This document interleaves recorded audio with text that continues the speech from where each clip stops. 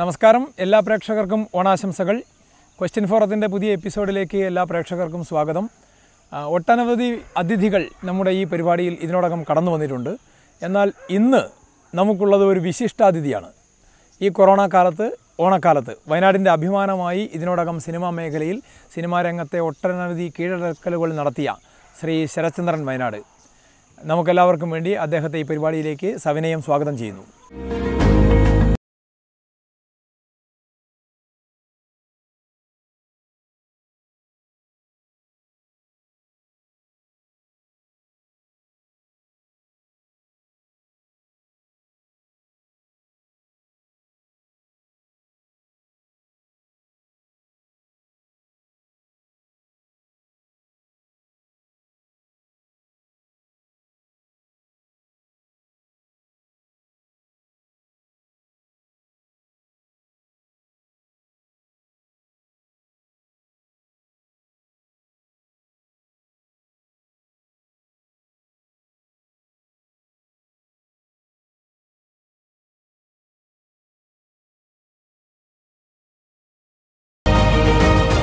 നമുക്ക് ഈ കൊറോണ കാലത്ത് നിന്ന് തന്നെ തുടങ്ങാൻ തോന്നുന്നു. ഈ ശരത്ചന്ദ്രൻ വയനാട് എന്ന സിനിമാക്കാരൻ്റെ കൊറോണ കാലം എങ്ങനെയായിരുന്നു? കൊറോണ കാലം എന്ന് പറയുന്നത് വളരെ ബുദ്ധിമുട്ടുള്ള ഒരു കാലം തന്നെയാണ് സത്യത്തിൽ. കാരണം ഇതുപോലത്തെ വലിയൊരു പേമാരി നമ്മളൊക്കെ വേട്ടയാടിക്കൊണ്ടിരിക്കുന്ന സമയത്ത് പക്ഷെ ഞാൻ വെറുതെ ഇരുന്നൊന്നുമില്ല. ഞാൻ കുറച്ച് എഴുത്തിലായിരുന്നു, പിന്നെ കുറച്ച് കൃഷി ചെയ്തു, ഒരു 3-4 കഥകൾ എഴുതി അതിനൊക്കെ തിരക്കഥകൾ പൂർണ്ണമാക്കി വെച്ചു. കൊറോണൻ്റെ മുമ്പ് ഒരു സിനിമ ചെയ്യുക എന്ന് പറഞ്ഞിട്ടാണ് ബാംഗ്ലൂരിലേക്ക് പോയത്. ബാംഗ്ലൂർ പോയപ്പോൾ എല്ലാം ഞങ്ങൾ ഷൂട്ടിംഗ് എല്ലാം പ്ലാൻ ചെയ്ത് ആർട്ടിസ്റ്റിനൊക്കെ ബുക്ക് ചെയ്ത് ഷൂട്ടിംഗ് തുടങ്ങുന്നതിൻ്റെ 10 ദിവസം മുതൽ കൊറോണ മെല്ലെ മെല്ലെ ഓരോന്നായി 2-3 സ്റ്റാർട്ട് ചെയ്തു. പിന്നെ അവിടെ നിൽക്കാൻ പറ്റാത്തൊരവസ്ഥയായി. എല്ലാ ആൾക്കാരും പേടിച്ച് വരാൻ തുടങ്ങിയ സമയത്താണ് ഞാനും മടങ്ങാൻ തീരുമാനിച്ചത്. അങ്ങനെ ഇരിക്കുമ്പോഴാണ് വരാൻ നേരത്തെ കുറച്ച് ബുദ്ധിമുട്ടിയത്. അതെന്നുവെച്ചിട്ടുണ്ടെങ്കിൽ കർണാടകൻ്റെ പാസും കേരളത്തിൻ്റെ പാസ്സൊക്കെ ഉണ്ടായിട്ട് നമുക്ക് ഇങ്ങോട്ട് വരാനുള്ള വല്ലാത്തൊരു വിഷമം. കാരണം ഒരുപാട് പൈസയാണ് അവർ ചോദിക്കുന്നത്. കാറിനൊക്കെ 10-30,000 രൂപ ചോദിക്കുക. പിന്നെ അതിൻ്റേതായ കുറേ പ്രശ്നങ്ങൾ ഉണ്ടായിരുന്നു. പിന്നെ ഞാൻ വിചാരിച്ചു അങ്ങ് നടക്കാനുള്ള ഒരു പ്രചോദനം എന്ന് വെച്ചിട്ടുണ്ടെങ്കിൽ, ഉത്തരേന്ത്യയിൽ ഒരു കുട്ടി 3 വയസ്സുള്ള കുട്ടി മരിച്ചിട്ട് ഒരമ്മ ആ കുട്ടീനെ തോളത്തേറ്റിയിട്ട് ആരും സഹായിക്കാനില്ലാതെ സൈക്കിളിൻ്റെ പുറകിൽ ഇരുത്തി അവസാനം അതും കിട്ടാണ്ട് വന്നപ്പോൾ നടന്ന് 45 കിലോമീറ്റർ അവരവരെ വീട്ടിലേക്ക് ആ ബോഡിയായിട്ട് പോയി. അത് പോയപ്പോൾ ഞാൻ വിചാരിച്ചു എന്താ ശരത്ചന്ദ്രൻ എന്താ കുറച്ചൊക്കെ നടന്നാൽ എന്താ കുഴപ്പം, നാട്ടിലേക്ക് നടക്കാമെന്ന് വിചാരിച്ചു. ബസ്സൊന്നും കിട്ടുന്നില്ല, ഇല്ലെങ്കിൽ മറ്റുള്ളവർ സഹായിക്കുന്നില്ല എന്നുണ്ടപ്പോൾ ഞാനങ്ങനെ എൻ്റെ ഒരു പ്രതിഷേധം രേഖപ്പെടുത്തിയെന്ന് മാത്രമേ ഉള്ളൂ. ശരിക്കും ആയിരക്കണക്കിന് ഇതേപോലുള്ള മലയാളികൾ കുടുങ്ങിയ ഒരാളുടെ ഒരു സിമ്പിളായിരുന്നല്ലോ നിങ്ങളും. അല്ല, തീർച്ചയായിട്ടും. എന്ന് വെച്ചിട്ടുണ്ടെങ്കിൽ എല്ലാവർക്കും ഇങ്ങനെ ഒരു ദുരന്തം നമ്മളെ വേട്ടയാടുമ്പോൾ നമുക്ക് നമ്മളെ വീടെത്തുക, അമ്മയെ കാണുക, അല്ലെങ്കിൽ കുടുംബത്തിലെത്തുക എന്നുള്ളതാണല്ലോ എല്ലാവരും ചിന്തിക്കുക. അതുമാത്രമേ ഞാനും ചിന്തിച്ചുള്ളൂ. അപ്പോൾ പലരോട് സഹായം അഭ്യർത്ഥിച്ചിരുന്നോ? ഒരുപാട് പേരോട് ചോദിച്ചിരുന്നു. പക്ഷേ അവസാനം എല്ലാം റെഡിയായി വന്നപ്പോൾ പിന്നെ എല്ലാവരും വിളി തുടങ്ങി. അപ്പോഴേക്കും ഞാൻ ഏകദേശം നടന്നൊരു 114 കിലോമീറ്റർ മാണ്ടിയൂരെത്തി. പിന്നെ എൻ്റെ ഒരു സുഹൃത്ത് അവിടെ നിന്ന് ഫോൺ ചെയ്ത് പറഞ്ഞു ഞാനിങ്ങനെ വരുന്നുണ്ട് ശരത്ത്, അപ്പം നമുക്ക് ഒന്നിച്ച് പോകാമെന്ന് പറഞ്ഞിട്ട് രാത്രി ഞങ്ങൾ ഒന്നിച്ചാണ് വന്നത്. ഈ ആ നടത്തത്തിൽ എന്തൊക്കെ ആലോചിച്ചു? സിനിമ ആലോചിച്ചോ, അതോ ജീവിതം ആലോചിച്ചോ, അതേ വഴിക്ക് വെച്ച് കോവിഡ് പിടിക്കുമെന്ന് ആലോചിച്ചോ? ഇതൊന്നും ഞാൻ ആലോചിച്ചില്ല. എങ്ങനെയെങ്കിലും വീട്ടിലേക്ക് എത്തണമെന്ന് മാത്രമേ ഞാൻ ആലോചിച്ചുള്ളൂ. അപ്പോൾ സിനിമയൊന്നും മനസ്സിലേക്ക് വന്നതേ ഇല്ല. സിനിമ ആ സമയത്ത് വരും. നമ്മളിപ്പോൾ ഒരാൾ നമ്മളെ തല്ലാൻ വരുമ്പോൾ നമ്മൾ തല്ല് കൊള്ളാതിരിക്കാനും ഒക്കെയല്ലേ ശ്രമിക്കുക. എന്ന് പറഞ്ഞ പോലെ നമ്മൾ ഈ ഒരു കൊറോണ പേടിച്ച് നാട്ടിലേക്ക് പോകുമ്പോൾ എത്രയും പെട്ടെന്ന് ദൈവമേ ഒന്ന് വീട്ടിലേക്ക് എത്തണം, വീട്ടിലെത്തിയിട്ട് സ്വസ്ഥമായിട്ട് വീട്ടിൽ തന്നെ ഒതുങ്ങിക്കൂടണം എന്നുള്ള ഒരു ആലോചനയാണ് എൻ്റെ മനസ്സിലുണ്ടായത്. ഏറ്റവും ആദ്യം കോവിഡ് ബാധിച്ച ഒരു സംസ്ഥാനം കർണാടക ആയിരുന്നല്ലോ. ആ സമയത്ത് നമുക്ക് രോഗം വരുമോ എന്നുള്ളൊരു പേടി ഉള്ളിലുണ്ടായിരുന്നു? അങ്ങനെയല്ല. ഇതിൻ്റെ ഒരു വിഷയം എന്ന് വെച്ചിട്ടുണ്ടെങ്കിൽ, ഈ നമ്മളിപ്പോൾ കേരളത്തിലെ ആൾക്കാരോട് പറഞ്ഞാൽ മനസ്സിലാവും. പക്ഷേ കർണാടകയിലുള്ള മാർക്കറ്റുകളിൽ അല്ലെങ്കിൽ മറ്റു സ്ഥലത്തൊന്നും പോയാൽ അവർ മാസ്ക് പോലും ഉപയോഗിക്കാറില്ല. അതുമാത്രമല്ല, നമ്മളിപ്പോൾ ഒരു പോലീസ് പറയാണ് നിങ്ങൾ വീട്ടിലിരിക്കണം എന്ന് പറഞ്ഞാൽ നമ്മളത് അനുസരിക്കും. അവിടെ ആ അനുസരണയ്ക്ക് കുറച്ച് വ്യത്യാസമുണ്ട്. അതാണ് എൻ്റെ ഒരു വിഷയം. കാരണം കേരളത്തിൽ തീർച്ചയായിട്ടും പോലീസിൻ്റെയും അതേപോലെ തന്നെ നമ്മളെ ആരോഗ്യവകുപ്പിൻ്റെയും സർക്കാർക്ക് പറയുന്ന ആ മാനദണ്ഡം നമ്മൾ ഒരു 90% ആൾക്കാരും അംഗീകരിക്കുകയും അതേപോലെ തന്നെ പ്രവർത്തിക്കുകയും ചെയ്യുന്നുണ്ട്. കുറച്ച് ആൾക്കാർ മാത്രം ഇതിങ്ങനെ എനിക്കിതൊന്നും വരില്ല, എനിക്കിതൊരു പ്രശ്നമൊന്നുമില്ല, എന്ത് കൊറോണ എന്നൊക്കെയാണ്. നേരത്തെ പറഞ്ഞ മാതിരി നമ്മൾ പകുതി സിനിമാക്കാരനും പകുതി കർഷകനുമാണല്ലോ. വയനാട്ടിൽ എല്ലാവരും കർഷകർ തന്നെയാണ് ഭൂരിഭാഗം പേരും. എന്തൊക്കെ കൃഷിയാണ്, എന്താണ് നമ്മളെ കൃഷിക്ക് കുറേ പ്രത്യേകതകളൊക്കെ ഉണ്ടല്ലോ? അങ്ങനെയല്ല, ഞാൻ കുറച്ച് ഇഞ്ചി ഇടും, ചേന, വാഴ, കപ്പ, മാങ്ങഞ്ചി, ഇനിയിപ്പോൾ കൂർക്ക എന്താ കിട്ടുന്നത് അതൊക്കെ ചെയ്യും. അതെന്താ ചെയ്യുന്നതെന്ന് വെച്ചിട്ടുണ്ടെങ്കിൽ എല്ലാവരും ചോദിക്കും നിനക്ക് സിനിമ ചെയ്ത് പോയിക്കൂടെ, എന്തിനാ ഈ മണ്ണിലിങ്ങനെ? കാരണം നമ്മളൊക്കെ നാളെ മണ്ണിലേക്ക് പോകേണ്ട ആൾക്കാരല്ലേ. അപ്പോൾ ഒരു കർഷകൻ്റെ മകൻ എന്ന രീതിയിൽ ഞാൻ വലിയൊരു കോടീശ്വരൻ്റെ മാനായിട്ട് ജനിച്ച ആളൊന്നുമല്ല. സ്വർണ്ണ സ്പൂണ് കൊണ്ട് കഞ്ഞി പിടിച്ച് വളർന്ന ആളൊന്നുമല്ല. കഷ്ടപ്പാടിൻ്റെയും ദാരിദ്ര്യത്തിൻ്റെയൊക്കെ ആ ചുറ്റുവട്ടത്തിൽ നിന്നുകൊണ്ട് തന്നെയാണ് ഞാൻ എൻ്റെ ജീവിതം മുന്നോട്ട് പോയതും ഇപ്പോൾ പോയിക്കൊണ്ടിരിക്കുന്നത്. അങ്ങനെയാണ്. എനിക്ക് വലിയ കോടീശ്വരനായിട്ട് ജീവിക്കണമെന്നോ വലിയൊരു കാശുകാരനായിട്ട് ജീവിക്കണമെന്നല്ല. എനിക്ക് ജീവിക്കാനുള്ള പണം മാത്രം വേണം. നാളെ ആരോടും അധികം കടമൊന്നും ചോദിക്കാതെ ഒന്ന് ജീവിച്ച് ഒരു കടബാധ്യത ഇല്ലാതെ മരിക്കണം എന്ന് ആഗ്രഹിക്കുന്ന ഒരാളാണ് ഞാൻ. അതുകൊണ്ടാണ് ഞാൻ കൃഷി ചെയ്യുന്നത്. നാളെ എൻ്റെ മക്കൾ, അച്ഛൻ വലിയ സിനിമാക്കാരനായിരുന്നു, അതുകൊണ്ട് അച്ഛൻ സംവിധായകനായിരുന്നു. അതുകൊണ്ട് എൻ്റെ മക്കൾ പോയിട്ട് മറ്റുള്ള സ്ഥലത്ത് പോയി കൈനീട്ടരുത്, യാചിക്കരുത് എന്നുള്ളൊരു ഇതുകൊണ്ടാണ് കൃഷി. എൻ്റെ മക്കൾക്കും ഞാൻ കൃഷിയാണ് പഠിപ്പിച്ചു കൊടുക്കുന്നത്. ഞാൻ എൻ്റെ മക്കളൊരു സിനിമാക്കാരൻ ആഗ്രഹിക്കുന്നതിനേക്കാൾ കൂടുതൽ അതുണ്ടായിക്കോട്ടെ. ഒരു കലാവാസന, നമ്മളിപ്പോൾ ഒരാളെ എഞ്ചിനീയർ ആക്കണം വിചാരിക്കും, അവർക്ക് ആഗ്രഹം പൈലറ്റാണെന്നായിരിക്കും. പക്ഷേ ആ ഏത് ആഗ്രഹങ്ങൾക്ക് പോകുകയാണെന്നുണ്ടെങ്കിലും അവനവൻ്റെ പറമ്പിൽ ഒരു കാന്താരി മുളക് കുത്തിയിടാൻ വേണ്ടിയിട്ട്, അല്ലെങ്കിൽ എന്തെങ്കിലും ഒരു നമുക്ക് കഴിക്കാനുള്ള ഒരു പച്ചക്കറികൾ നമ്മളെ പറമ്പിൽ ഉണ്ടാക്കണം എന്നുള്ള ഒരാളാണ് ഞാൻ. അതിന് കാരണം വെച്ചാൽ ഈ കൊറോണ കാലത്തും അങ്ങനെയാണ്. പണ്ട് ഈ ഒരു ഇതുണ്ടല്ലോ, അമേരിക്ക വിയറ്റ്നാമിനെ ആക്രമിച്ചു. അങ്ങനെ യുദ്ധം തുടങ്ങിയ സമയത്ത് എന്താ സംഭവം എന്ന് വെച്ചിട്ടുണ്ടെങ്കിൽ, വിയറ്റ്നാംകാർ എന്ത് ചെയ്യുന്നു വെച്ചിട്ടുണ്ടെങ്കിൽ ഒരു കയ്യിൽ ആയുധം തോക്കും, മറുകൈയിൽ പണയായുധം കൊണ്ട് ആണ് അവർ മറ്റേ അമേരിക്കക്കാരെ നേരിട്ടത്. യുദ്ധമെല്ലാം കഴിഞ്ഞ് വന്നപ്പോൾ ഇവർ ഒരു കയ്യിൽ കർഷകൻ്റെ ആ പണിയായുധങ്ങളായിരുന്നു. അപ്പോൾ അവർ നല്ല കൃഷി ചെയ്ത് അവർക്ക് നല്ല ഭൂമിയുണ്ട്. ഏറ്റവും നല്ല ലോകത്താണ് ഏറ്റവും നല്ല കൃഷിഭൂമി ഉണ്ടാക്കിയത് വിയറ്റ്നാംകാരാണ്. അതുപോലെ തന്നെ ഈ കൊറോണ കാലത്ത് നമ്മൾ കൊറോണേൻ്റെ വഴിക്ക് പോയിക്കോട്ടെ, ഞാനതാ ചിന്തിക്കുന്നത് എപ്പോഴും. കൊറോണ എന്ന് പറഞ്ഞത് കൊറോണേൻ്റെ വഴിക്ക് തന്നെ പോയിക്കോട്ടെ, നമ്മൾ ജീവിക്കുക എന്ന് പറഞ്ഞതിന് രണ്ട് അർത്ഥങ്ങളുണ്ട്. കാരണം കൊറോണ എന്ന് വിചാരിച്ച് എനിക്ക് കൊറോണ വരില്ല മറ്റവർക്ക് വരില്ല എന്നല്ല. കൊറോണ കുറച്ച് നമ്മൾ അകന്നിരിക്കുന്നു. നമ്മൾ സ്നേഹം കൊണ്ട് അല്ലെങ്കിൽ സൗഹൃദം കൊണ്ട് നമ്മൾ കുറച്ച് മാറി നിന്നാലും നമ്മളെ ഹൃദയം നല്ലതാണ്. നമുക്ക് നല്ല സൗഹൃദങ്ങൾ സ്ഥാപിക്കണമെന്നുണ്ടെങ്കിൽ അത് നമുക്ക് മനസ്സുകൊണ്ടും മൊബൈലിലൊക്കെ ചെയ്യാം. ഇപ്പോൾ തൽക്കാലം നമ്മളൊന്ന് അകന്നിരുന്നാൽ നമുക്ക് ഇനി അടുത്തിരിക്കാം, ഏറ്റവും നന്നായി അടുത്തിരിക്കാം. അപ്പോൾ ഈ കൊറോണ കാലത്ത് ഞാൻ പറയുന്നത് നല്ല നല്ല കൃഷിപ്പാടങ്ങൾ ഉണ്ടാക്കണമെന്നാണ് ഞാൻ പറയുന്നത്. അപ്പോൾ എന്ന് വെച്ചിട്ടുണ്ടെങ്കിൽ നമ്മൾ കൊറോണയെല്ലാം കഴിഞ്ഞ് വരുമ്പോഴേക്ക് നല്ല വിളവെടുപ്പിൻ്റെ കാലവും നമുക്ക്. അല്ലാതെ കൊറോണ പോട്ടെ ഞാൻ എന്തെങ്കിലും ചെയ്യുമെന്നൊക്കെ പറഞ്ഞിരുന്നാൽ ഒന്നും നടക്കില്ല. കൃഷിക്കാരൻ്റെ പ്രശ്നം ഒരിക്കലും പരിഹരിക്കപ്പെടാത്തൊരു പ്രശ്നമാണല്ലോ. എപ്പോഴും അങ്ങനെ ഒരു പരിദേവനാണ് ആൾക്കാർക്ക് എപ്പോഴും. അതെന്താ, നിങ്ങൾക്ക് അങ്ങനെ ഒരു അസംതൃപ്തി ഉണ്ടോ? അതിൻ്റെ വിഷയം എന്ന് വെച്ചിട്ടുണ്ടെങ്കിൽ നമ്മളിപ്പോൾ ഈ വയനാട് എന്ന് പറയുന്നത് ഞാൻ എപ്പോഴും പറയാറുണ്ട്, ഈ കാട്ടുതേനിൻ്റെ ഇപ്പോൾ ഇവിടെ തന്നെ നമുക്കറിയാലോ ഒരു ഇത്രയും മനോഹരമായ, നമ്മളിത് ഇവിടെ ജനിക്കുക എന്നുള്ള വായു മാത്രമല്ല, ഇവിടെ ജനിക്കുക എന്നുള്ളത് തന്നെ വലിയൊരു പുണ്യമാണ്. പക്ഷെ ഒരു കർഷകനെ സംബന്ധിച്ചിടത്തോളം ഒരു കർഷകൻ അവൻ്റെ വിള മണ്ണിലേക്ക് എറിഞ്ഞ് ആ വിള മുളച്ച് എല്ലാം വന്നു കഴിഞ്ഞ് അതൊരുവിധം നല്ല പുഷ്പിച്ച് നിൽക്കുമ്പോൾ അല്ലെങ്കിൽ കാഴ്ച നിൽക്കുമ്പോൾ ഈ പന്നികൾ, മാനുകൾ, കാട്ടുമൃഗങ്ങളുടെ ശല്യം കൊണ്ട് നമുക്കത് കിട്ടുന്നില്ല. അതുകൊണ്ട് കർഷകൻ്റെ സ്വപ്നങ്ങളൊക്കെ എന്താ പറയുക കരിഞ്ഞു പോവുകയാണ്. അതല്ലെങ്കിൽ പ്രകൃതിക്ഷോഭം എന്തെങ്കിലും ഒരു വിഷയം ഉണ്ടാവും.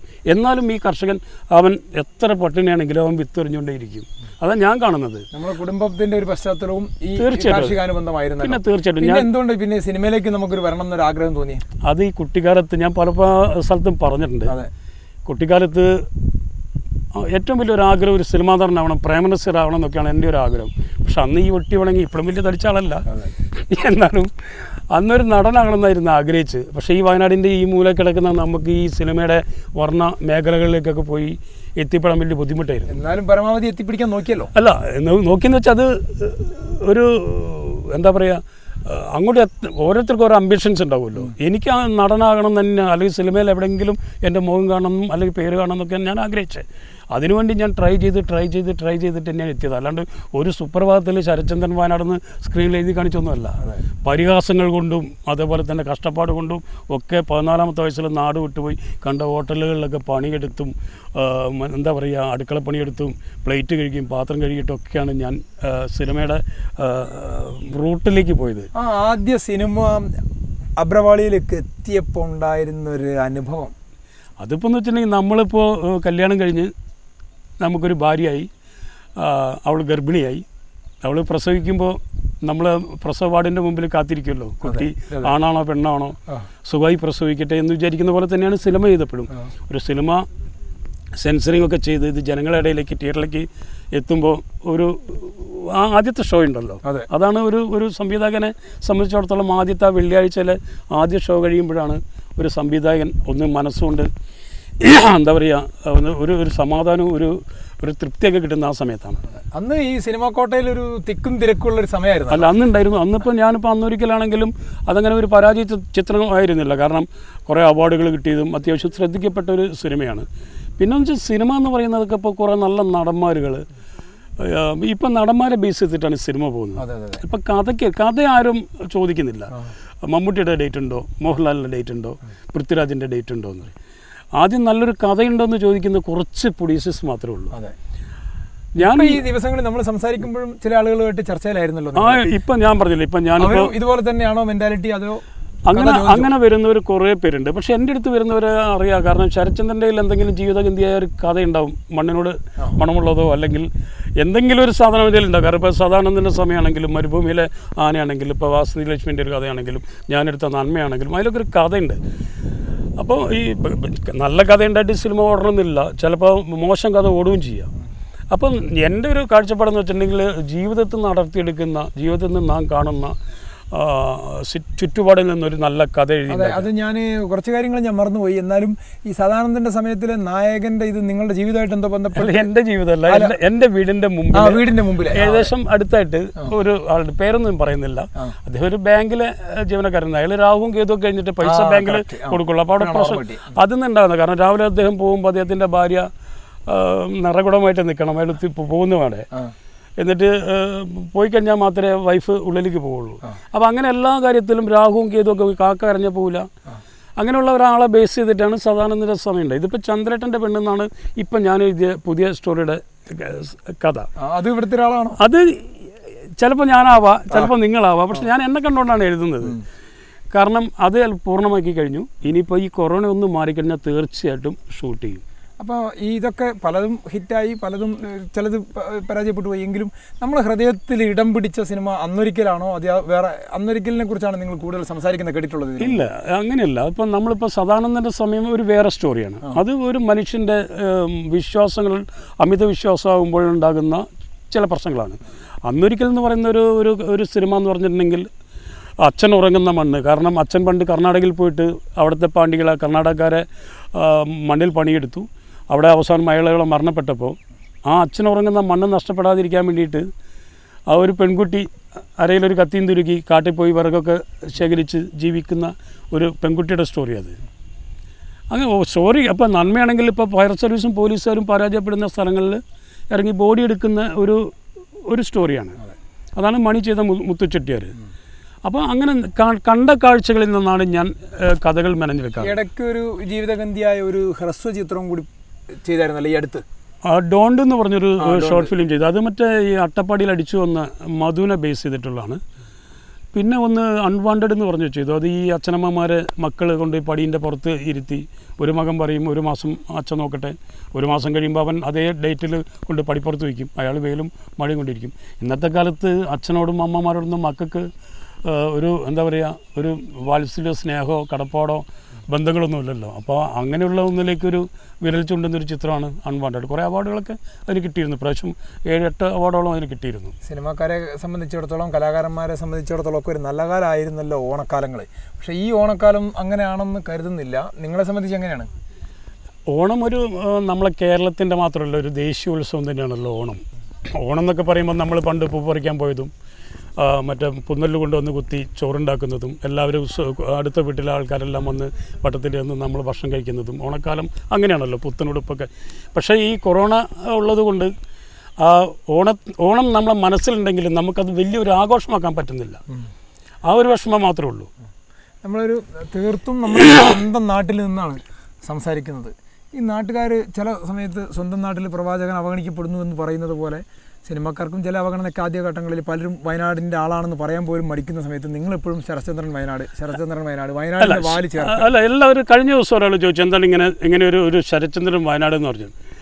ഞാൻ എൻ്റെ നാടിനെക്കുറിച്ച് അഭിമാനം കൊള്ളുന്ന ഒരാളാണ്.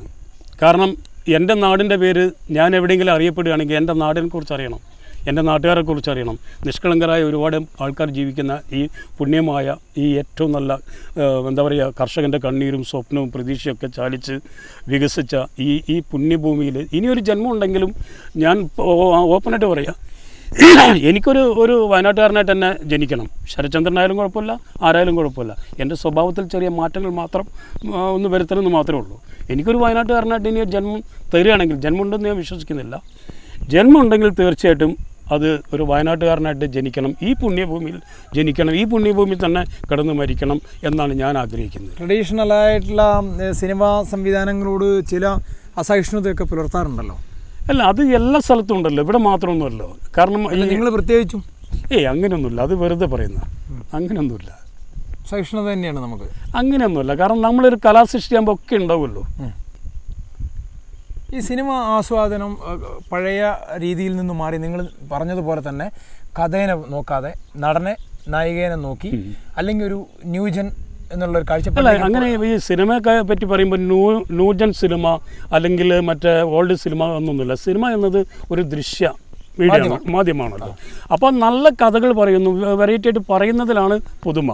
ഇപ്പം ന്യൂ ജനറേഷൻ്റെ സിനിമ ഇപ്പോൾ വന്നെല്ലാം പോയി കഴിഞ്ഞു. ഇനി വീണ്ടും മറ്റേതേപോലെ തന്നെ മോഹൻലാലിൻ്റെയും മമ്മൂട്ടിൻ്റെയും പടങ്ങൾ ഇനി വരാനുള്ളത്. ഈ ന്യൂജൻ സിനിമ, ന്യൂജൻ ആസ്വാദനം അങ്ങനെയൊക്കെ ഒന്നുണ്ടോ?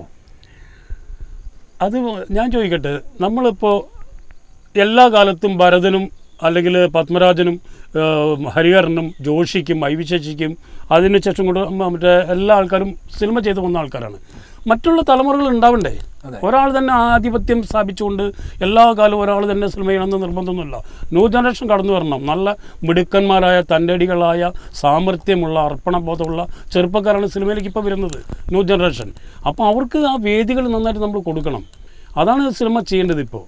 അപ്പോൾ നല്ല നല്ല സിനിമകൾ, കാരണം നല്ല ഐഡിയ ഉള്ള പിള്ളേരാണ് സിനിമയ്ക്ക് വരുന്നത്. പക്ഷേ ചില സമയങ്ങളിലല്ലേ ഈ വാതിൽ അടച്ചിടുവാണോ? അല്ല, അതിൻ്റെ മെയിൻ വിഷയം എന്ന് വെച്ചിട്ടുണ്ടെങ്കിൽ തട്ടിക്കൂട്ട് സിനിമകൾ വരുമ്പോഴാണ് ഈ പ്രശ്നങ്ങളൊക്കെ ഉണ്ടാകുന്നത്. കുറേ ഏതെങ്കിലും ഒരു പ്രൊഡ്യൂസറെ പോയി വളച്ച് ഒരു ചെറിയ തട്ടിക്കൂട്ട് ചെയ്യുമ്പോഴാണ് അത് പരാജയപ്പെടുമ്പോഴും അത് പെട്ടിക്കിടക്കുമ്പോഴാണ് സിനിമയ്ക്ക് ദോഷം വരുന്നത്. നല്ല സിനിമയെ കാഴ്ചപ്പാടിലൂടെ നല്ല സിനിമ കാണുന്ന ഒരു നല്ലൊരു കലാകാരൻ, ഒരു സംവിധായകൻ, ഒരു എഴുത്തുകാരന് ഈ സിനിമ ന്യൂ ആണെന്നോ ഓൾഡ് ആണെന്നൊന്നുമില്ല, നല്ല സൃഷ്ടി ചെയ്യുക. പക്ഷേ ഇന്നത്തെ ഈ പറഞ്ഞ ജനറേഷൻ ഏറ്റവും നല്ല മിടുക്കന്മാരാണ്. ഏറ്റവും നല്ല മിടുക്കന്മാരാണ്. അവർക്ക് പ്രോത്സാഹനം കൊടുക്കണം നന്നായിട്ട്. അതാണ് ഒരു സംവിധായകൻ എന്നുള്ള രീതിയിൽ എനിക്ക് ഈ ന്യൂ ജനറേഷൻ അംഗങ്ങളോട് ഈ കടന്നു വരുന്നവരോടൊക്കെ എനിക്ക് പറയാനുള്ളത്. മലയാള സിനിമയുടെ ഭാവി എന്തായിരിക്കും ഇനി?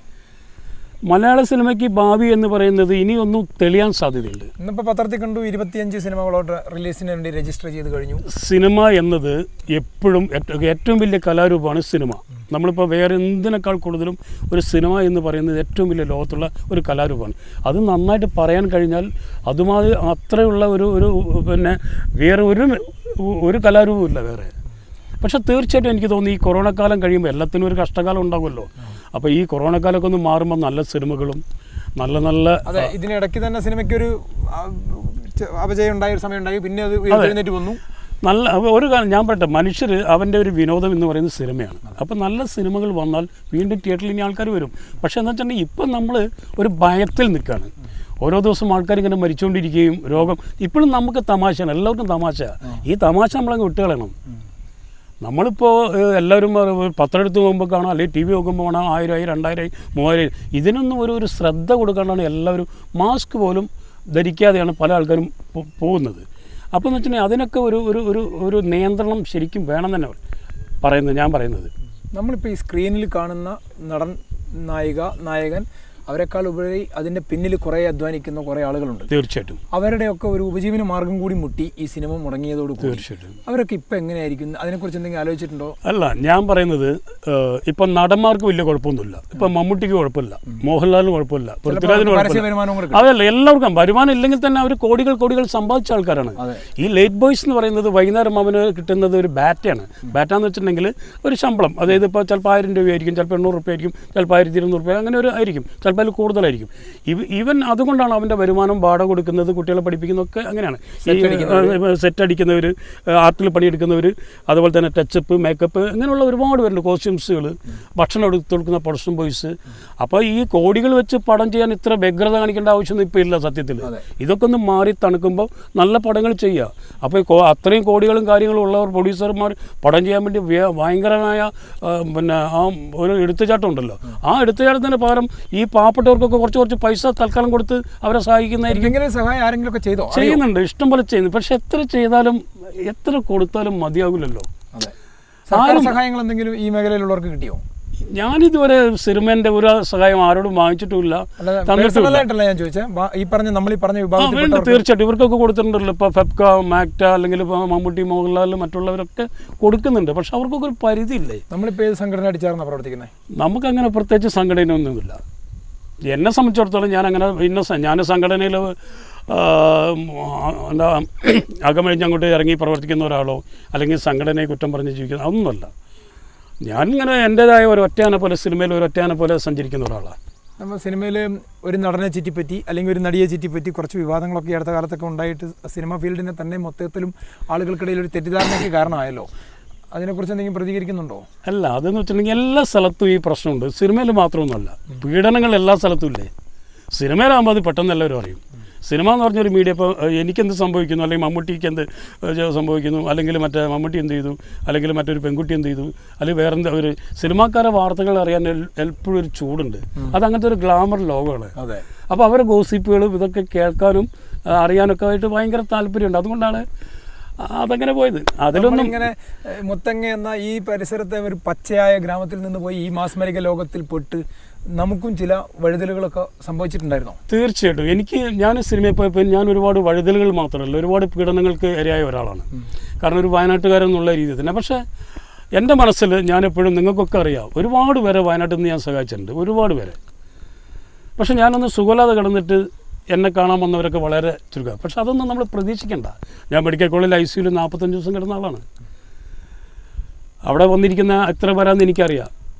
സിനിമ എന്ന് പറഞ്ഞാൽ വലിയ ഗർഭപാത്ര അല്ലെങ്കിൽ വലിയൊരു മേഖലയാണ്. അവിടെ നിന്ന് വന്നവരും ചുരുക്കമാണ്. സുഹൃത്തുക്കൾ പോലും മരിച്ചു എന്ന് പറഞ്ഞിട്ട് റീത്ത് വാങ്ങി വെച്ചവർ വരെ ഉണ്ട് എൻ്റെ ഈ മെഡിക്കൽ കോളേജിലെ എൻ്റെ ഹോസ്പിറ്റലിലെ ജീവിതം.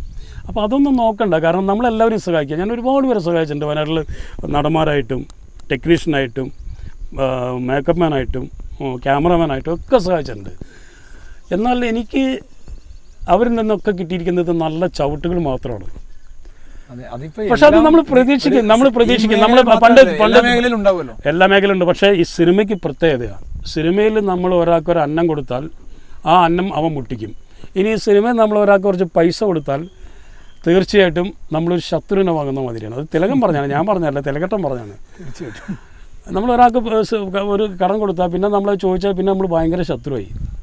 ഈ ഓണത്തിന് ഒരു സിനിമാക്കാരൻ എന്നുള്ള കാര്യം വിടാം, ഒരു വയനാട്ടുകാരൻ ഈ കൊറോണ കാലത്ത് എന്താണ് ജനങ്ങളോട് പറയാനുള്ളത്? കൊറോണ വരും പോവും, പോട്ടെ. പ്രേക്ഷകരോടും ഈ ജനങ്ങളോടും എനിക്ക് പറയാനുള്ളത്, നന്മ വിളയുന്ന നമ്മളെ ഈ മണ്ണിൽ അധ്വാനിക്കുക. അതിനെ കൊറോണയെ മറന്നുകൊണ്ട് നന്നായിട്ട് നമ്മൾ അധ്വാനിച്ച് നല്ല പച്ചപ്പുള്ള, നല്ല കായ്ഫലം കിട്ടുന്ന നല്ല കൃഷികളൊക്കെ ചെയ്ത് നമ്മളെ മണ്ണിനെ എന്താ പറയുക, മണ്ണിനെ അങ്ങോട്ട് പുഷ്പണിയാക്കി എടുക്കുക. അതേപോലെ ഒരു പുഷ്പിക്കൽ സിനിമയ്ക്കും നമ്മൾ പ്രതീക്ഷിക്കുന്നു. തീർച്ചയായിട്ടും നമ്മുടെ സ്വന്തം സിനിമയ്ക്ക് തീർച്ചയായിട്ടും ഞാനിനി ചെയ്യുന്നത് പക്ക കമേഴ്ഷ്യൽ സിനിമയാണ്. ഞാനിപ്പോൾ 2 സിനിമ ചെയ്തൊക്കെ എൻ്റെ മനസ്സിലുള്ള ചില സിനിമ. പക്ഷേ ഇനി ഞാൻ ചെയ്യുന്ന സിനിമ പ്രേക്ഷകർക്കുള്ളൊരു സിനിമ. കാരണം ഇതിപ്പോൾ ഞാൻ അന്നൊരിക്കലും ഞാൻ കണ്ട ഒരു കഥ ഇപ്പോഴത്തേക്കത് യാഥാർത്ഥ്യവും. ഈ കൊറോണ ഒന്ന് നീങ്ങിക്കഴിഞ്ഞ് നമുക്ക് എല്ലാവർക്കും ഒന്ന് ഷൂട്ട് ചെയ്യാനുള്ള ഒരു സാഹചര്യം ഉണ്ടായില്ല. അപ്പോൾ പ്രൊഡ്യൂസർ റെഡിയാണ്, സബ്ജക്റ്റ് റെഡിയാണ്, സോങ് കമ്പോസിങ് നടന്നുകൊണ്ടിരിക്കുന്നു, എല്ലാം പണി കഴിഞ്ഞാൽ. ഇനി കൊറോണ കഴിഞ്ഞാൽ നമ്മൾ വയനാടും ചുരം ഇറങ്ങും, നമ്മൾ ഷൂട്ട് ചെയ്യും. പക്ഷേ കൊറോണ ഉള്ളൊരു സമയത്ത് ഓരോ സ്ഥലത്ത് പോയിട്ട് ഷൂട്ട് ചെയ്യാനൊന്നും ഞാനില്ല. കാരണം വെച്ചാൽ നമ്മളൊരു 50 പേര് പോകുന്നതല്ലല്ലോ ഇതിൻ്റെ വിഷയങ്ങൾ. നമുക്ക് പല സ്ഥലങ്ങളിലും പോയിട്ട് ഇത് ഷൂട്ട് ചെയ്യണ്ടേ. സിനിമയെ സ്നേഹിക്കുന്നവർക്ക് അഭിമാനത്തോടു കൂടി ശരത്ചന്ദ്രൻ വയനാടിൻ്റെ പുതിയ സിനിമയെ സ്വീകരിക്കാം. തീർച്ചയായിട്ടും. ഞാൻ ഒരുപാട് പേരെ ഈ സിനിമയിലും ഒരുപാട് പേരെ നമ്മൾ പരിചയപ്പെടുത്തുന്നുണ്ട്. ഞാൻ എല്ലാവരും പരിചയപ്പെടുത്തും. എന്നെക്കൊണ്ട് സഹായിക്കാൻ പറ്റുന്നവരെല്ലാം സഹായിക്കും. അത് വയനാട്ടിലുള്ള പലർക്കും അറിയാം. പിന്നെ കുറച്ച് പേരൊക്കെ ഉണ്ട് ഇങ്ങനെ ഈ ഒരു പടത്തിൽ അഭിനയിക്കുമ്പോൾ വലിയ ആളാണ് മറ്റാന്നൊക്കെ പറഞ്ഞ് കുറേ എണ്ണമൊക്കെ നടക്കുന്നുണ്ട്. അതിലൊന്നും കാര്യമൊന്നുമില്ല. നമ്മളെ കഴിവുകളെ, ഞാനിപ്പോൾ ഒരു 10-21 കൊല്ലമായിട്ട് സിനിമയിലുള്ള ഒരാളാണ്. പക്ഷേ ഞാൻ പക്ക സിനിമാക്കാരനല്ല. വല്ലപ്പോഴൊക്കെ സിനിമ ചെയ്യും, വല്ലപ്പോഴും. പിന്നെ അതിന് അല്ലാത്ത സമയത്തൊക്കെ ഞാൻ കൃഷിയാണ് ചെയ്യുക. എനിക്ക് മണ്ണിനോടാണ് ഇഷ്ടം. മണ്ണിനോട് എനിക്ക് ഭയങ്കര ഇഷ്ടം. കാരണം എൻ്റെ അമ്മ മണ്ണിൽ പണിയെടുക്കുന്ന ഒരു സ്ത്രീയാണ്. ഞങ്ങളൊക്കെ കർഷക കുടുംബത്തിൽപ്പെട്ടാണ്. അതുകൊണ്ട് മണ്ണ് എപ്പോഴും എനിക്കൊരു വല്ലാത്ത വികാരമാണ്. ഒരു വൈറസിനെ കുറിച്ചും കൂടി നമ്മൾ സംസാരിക്കാണല്ലോ. അതെ, സിനിമയിലും ചില വൈറസുകൾ ഉണ്ടല്ലോ. അതൊരു പാരയാവാം ചിലപ്പോൾ, അല്ലെങ്കിൽ വേറൊരു കോടാലിയാവാം. എനിക്ക് തോന്നുന്നത് ഇതിനേക്കാൾ വലിയ വൈറസുകൾ, അതായത് ഈ കൊറോണേനേക്കാളുള്ള വൈറസുകളൊക്കെ സിനിമയിൽ ഉണ്ടായിട്ടുണ്ട്. സിനിമയിൽ ശരിക്കും പാര ഉൽപ്പാദിപ്പിക്കുന്ന ഈ വൈറസ് ഉൽപ്പാദിപ്പിക്കപ്പെടുന്ന ഒരു കൂട്ടരുണ്ട്. പക്ഷെ അങ്ങനത്തെ കൊറോണേനെയൊക്കെ അതിജീവിച്ചുകൊണ്ടാണ് ഞാൻ സിനിമ ചെയ്തത്. ഞാൻ ആ കൊറോണയിൽ നിന്ന് ഭയപ്പെടുന്നില്ല. ഇതിനും ആ കൊറോണനെ അതിജീവിച്ച് സിനിമ ചെയ്യാൻ പറ്റുമെങ്കിൽ എനിക്ക് ഈ കൊറോണ വിഷയമേ അല്ല. എനിക്ക് ഈ ഓണമായാലും ശരി, വിഷു ആയാലും ശരി, ഞാൻ തീർച്ചയായിട്ടും ഈ കൊറോണയെ ഭംഗിയായിട്ട് നീക്കി മാറ്റിക്കൊണ്ട് തന്നെയാണ് ഞാൻ മുന്നോട്ട് പോവുള്ളൂ. അതിന് ഞാൻ അകലം പ്രാപിക്കും. അകലം നിന്നുകൊണ്ട് തന്നെ ഞാൻ എൻ്റെ ജോലികൾ, ആരൊക്കെ എന്തൊക്കെ പറഞ്ഞാലും കൃഷി, മണ്ണ്, സിനിമ, എഴുത്ത്, ഇതുമായിട്ട് ഞാൻ മുന്നോട്ട് പോയിക്കൊണ്ടേയിരിക്കും. ഒരു സംശയമില്ല. ശ്രീ ശരത്ചന്ദ്രൻ പറഞ്ഞതുമാതിരി മണ്ണിനെ സ്നേഹിക്കണം, കൃഷിയെ സ്നേഹിക്കണം. അങ്ങനെ സിനിമയുടെ വളർച്ച സാധ്യമാകണം. അതിജീവനം എന്നത് കൃഷിയിൽ ഉള്ളതുപോലെ തന്നെ സിനിമയിലുമുണ്ട്. അങ്ങനെ ഒരു അതിജീവനത്തിൻ്റെ പാത സിനിമാ ലോകത്ത് കെട്ടിപ്പടുക്കാനുള്ള ഒരു പ്രയത്നത്തിലാണ് അദ്ദേഹം. പുതിയ സിനിമ വരുന്നുണ്ട്. വളരെ ആകാംക്ഷയോടെയാണ് ഞങ്ങൾ പ്രേക്ഷകർ കാത്തിരിക്കുന്നത്. സിനിമ വിജയിക്കട്ടെ. അങ്ങനെ പ്രേക്ഷകർ അതിനെ ഏറ്റെടുത്ത് വീണ്ടും പ്രശസ്തനാകട്ടെ സംവിധായകൻ എന്ന നിലയിൽ എന്ന് ആശംസിക്കുകയാണ്. ഈ പരിപാടിയിൽ പങ്കെടുത്തതിന്, വിശിഷ്ടാതിഥിയായി എത്തിയതിന് പ്രത്യേകം എല്ലാ പ്രേക്ഷകർക്കും വേണ്ടിയുള്ള നന്ദി അറിയിക്കുന്നു. നന്ദി, നമസ്കാരം. നമസ്കാരം.